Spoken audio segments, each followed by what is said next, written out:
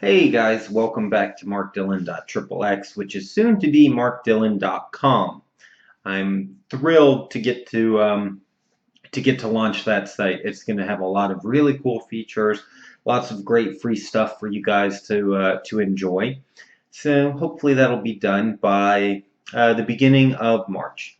And I also want to thank you for helping create a very successful launch of Mark Dillon branded lube called Slick Muscle, which I'm very excited about. And not only is it available on my site at the moment, but we're working on getting it put into some stores in the cities that I visit frequently.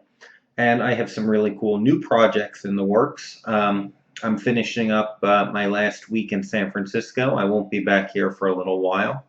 I've got 2 months in New York working on some really cool projects that I'm very excited about. Not adult related, but exciting nonetheless. Anywho, so tonight's question is from Vance. He says, "Hi Mark, after 4 years of dating, my boyfriend and I were wanting to buy a house together. Out of the 4 years, we have lived together 3. I think he is the guy I will spend the rest of my life with. My parents have no issue with our relationship whatsoever, and they love him, but they have concern about me buying a house with him.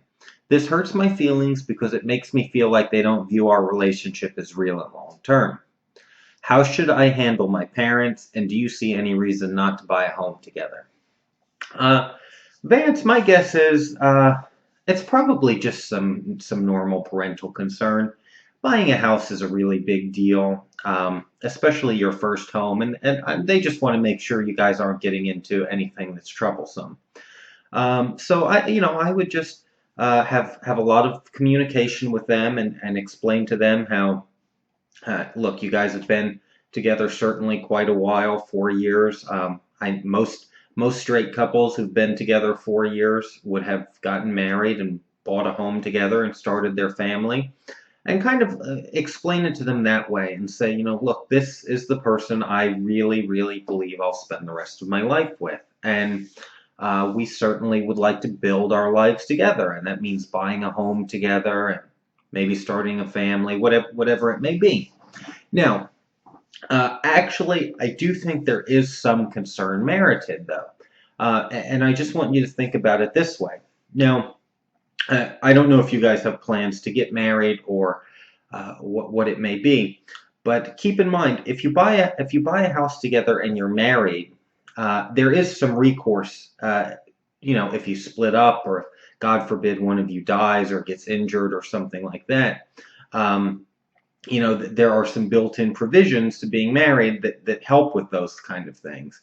Now, if you're just dating each other and you buy a house together, what happens when if one of you gets sick or incapacitated? What happens if you break up? What happens? It could be a particularly bad breakup. You never know. God, heaven forbid if one of you passes away, what happens to that person's equity in the home? Does it go to you, or is that person's family going to come and say, hey, we're entitled to this or that? So if you're not married and you buy a house together, what you've effectively done is created a real estate partnership for that one house.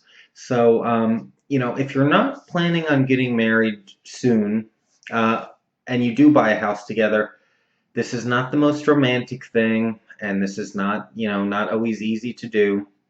But in effect, what you're creating is a partnership, and you should create basically an agreement that says, okay, these are the what ifs. If we break up, what happens to the house? If the house needs to be sold, how are we going to handle that? If I get sick or you get sick, if one of us passes away, I want the equity to go to the other partner, or whatever it may be. So, I would say, obviously, if you guys are meant to be together for the long run, go ahead and get married. But if not, certainly make sure you create a partnership document for the house, just in the what if cases. Uh, like I said, it's not the most romantic thing to talk about, and all of that kind of thing. But you know what? Even couples that were once madly in love get divorced, whether you're straight or gay. And certainly, if you're not within the confines of marriage and some of the structure that provides in terms of, how these things are handled in certain when certain events happen, you really want a detailed partnership agreement to cover all the what ifs. But no, that would be my only thing to advise you to do is make sure you're uh, proactive as far as that goes. You certainly want to cover your bases because it is such a big deal and a huge step in your life. But as far as talking to your parents, you know what? They're just concerned about you. They want to make sure you're not getting yourself into a mess, and you're probably not. So, make sure that they really understand you're doing the exact same thing that any other couple that's been together, um, how 4 years, it would do. So that's what I would tell you to do. All right, Vance, thank you for the question. Guys, if you have any other questions for me, feel free to send them to me through my site, markdillon.xxx, soon to be markdillon.com. Good night.